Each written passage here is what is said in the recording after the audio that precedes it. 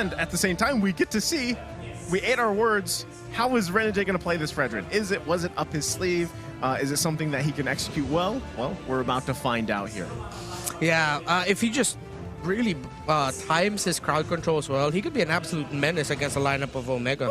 Something tells me he might play it a lot like the way he plays his Uranus, but with more of a fighting chance. Yeah. Because again, in team fights and in huge engagements, Fredrin does way more than Uranus. Yeah, the burst damage, the more damage he takes, the taunts, a lot of crowd control. Again, like I mentioned before, I mentioned this before the analyst stand. It's like another version of Ruby, but with a crazy amount of burst damage for the ultimate instead of a setup. Yeah.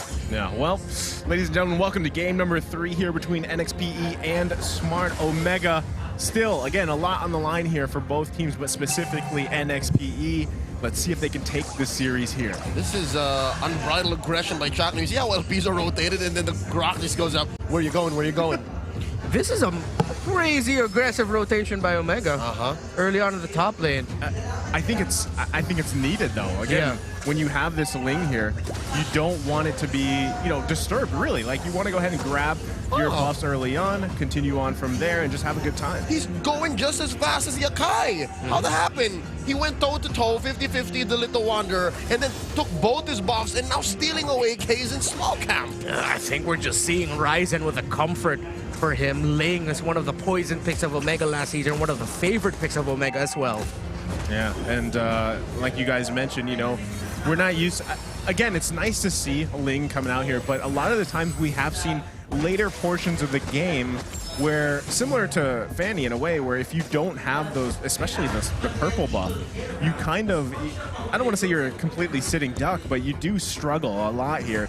And if you compare that to Kaizen on this Akai, where it doesn't really matter later on, right? Your main thing is to get the heavy spin off, push people away, find setups if you can. So again, it's going to be an interesting thing to see play out here, but still pretty steady for both teams. Turtle's going to be coming up here in just a second. There it is. And you can already see Ryzen just giving this one a go. They got the information that NXP was on the top side. Can they grab this in time? So far, it's looking like they can get it. Look at Chaknu blocking the way. Kaizen, maybe too late to the party. Oh, I was afraid that Ryzen was going to keep his retribution. I was so close. But they do secure it. Omega takes the first hurdle. Yeah, slow and steady pace right now, but Omega are going for very aggressive rotations for a lot of information. You see Chaknu in the purple buff area. Eltomox with a better airstrike. Yelling, Guardian's barrier. Chaknu says, where are you going, son?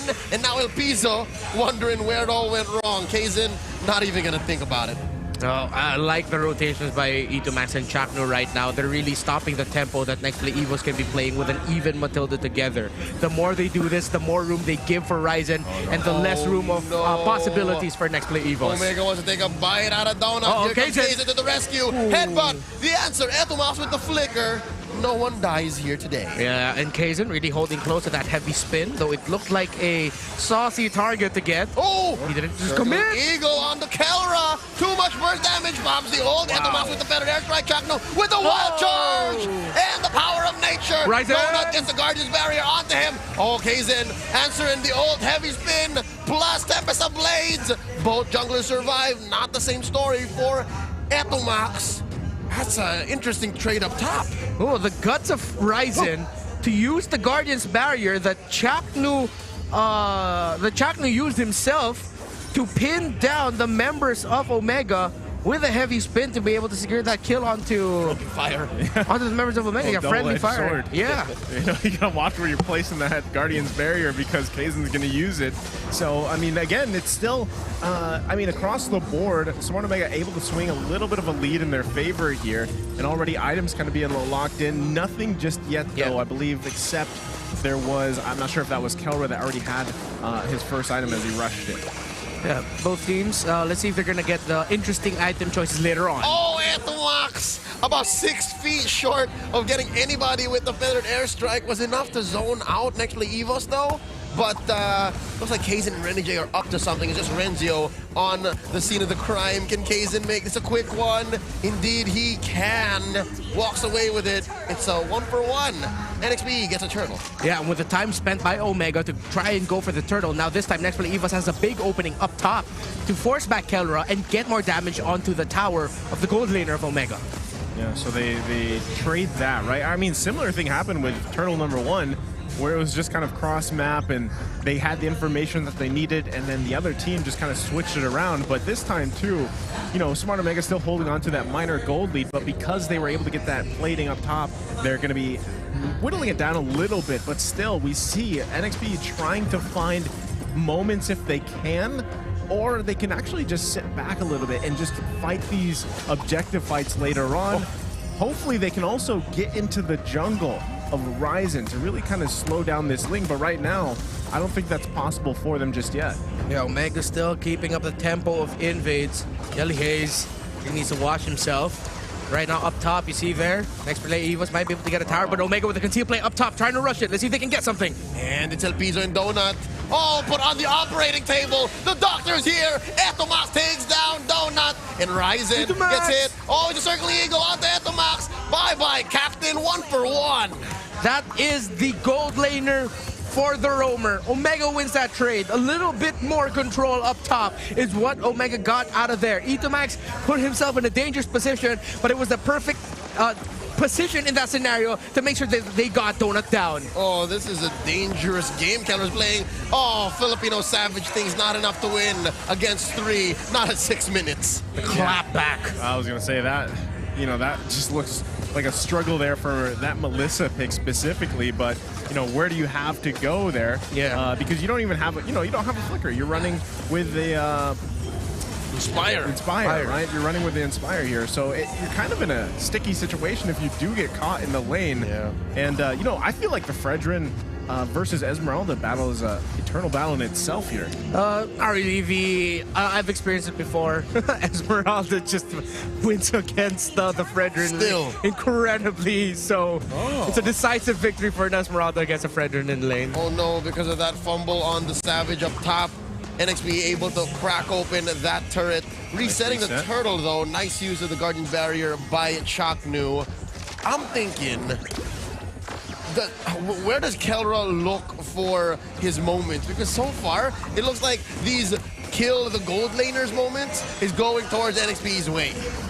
Yeah, again, I think this is just a little bit of a struggle for the Melissa pick. Maybe because also just how mobile NXP is. I mean, you're talking about, again, having a Matilda there, the guiding winds, even Yelly Hayes, right? Being able to fly around on, or being able to just kind of disengage with that real world manipulation. It makes it really hard for Melissa to kind of get in those positions. And again, we'll have to see how it plays out in mid to late game, because so far it's just kind of been steady. And now this is just going to be NXP taking a turtle once again here. Kind of free. Yeah, but the answer by Omega, given that window, was a turret down bottom, and as well, the orange buff away from Kaizen. But oh, here's a quick fight in mid. In efforts of pushing the mid lane, tier 1 turret, Nexplay evos try to go in. Etomax answers with a feathered airstrike. Kaizen, a little in too deep. Goes for the headbutt. Can he survive this? Chaknu swinging out. There's a guard barrier. The heavy spin answering back. Yelly Hayes, cover fire. He survives. He's out of there. Let's see if he can get his purple buff. Kaizen will not be able to get it. That is a purple buff, more so onto the hands of Ryzen. Yeah. Coming into your jungle. He has to leave this. Taking your buffs. Tempest of Blades used in a defensive manner. Oh, that's an ult that Omega's gonna need.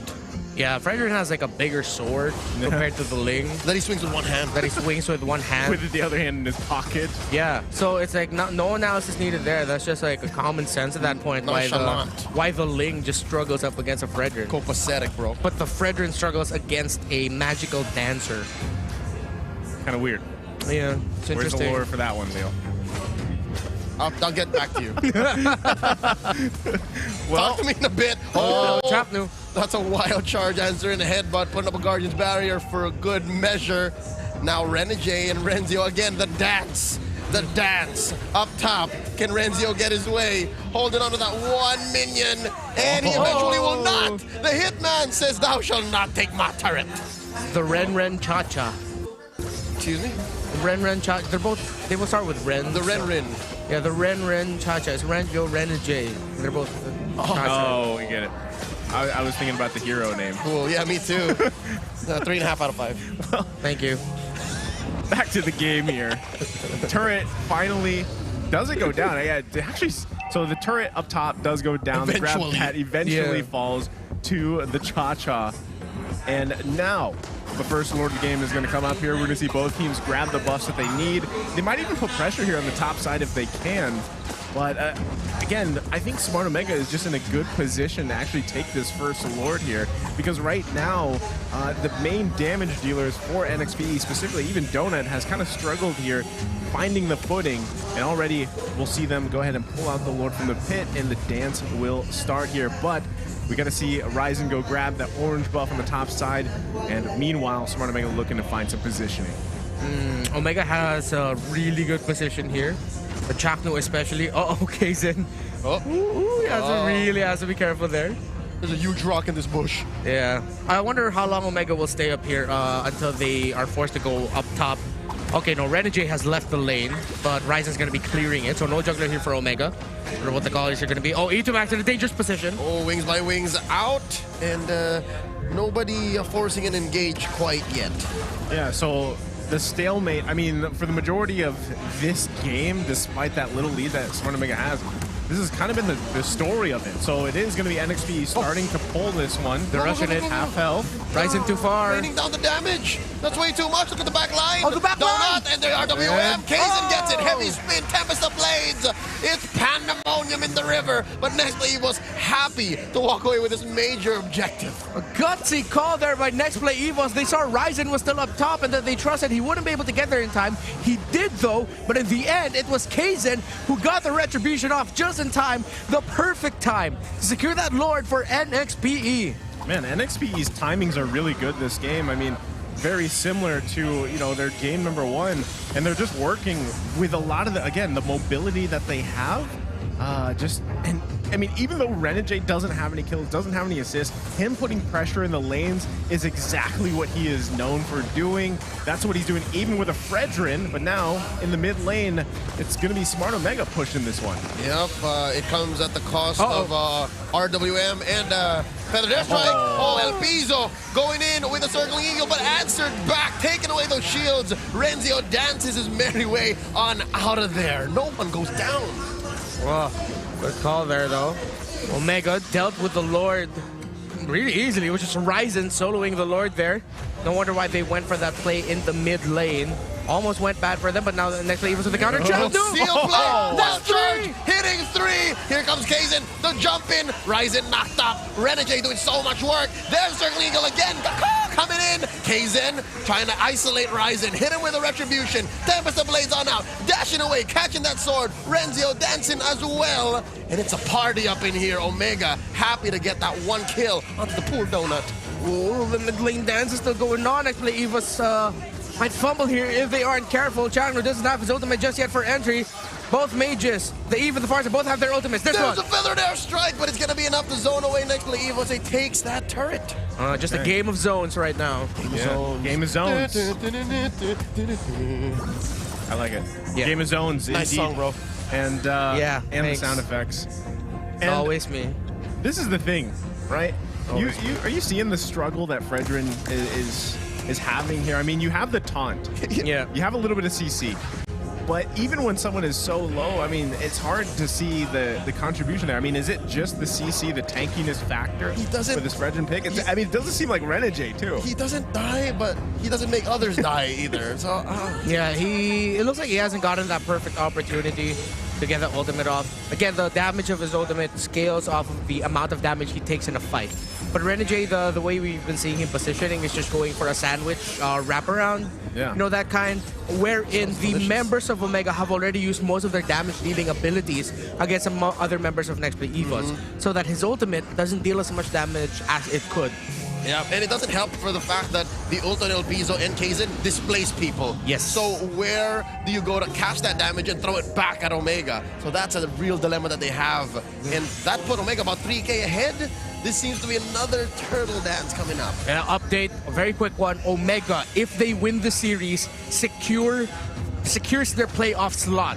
So now Omega are fighting for their playoffs spot security. Well, they'll be the fourth team to secure a spot for the playoffs. And again, they're off to a great start here, already kind of snowballing 15 minutes in the game.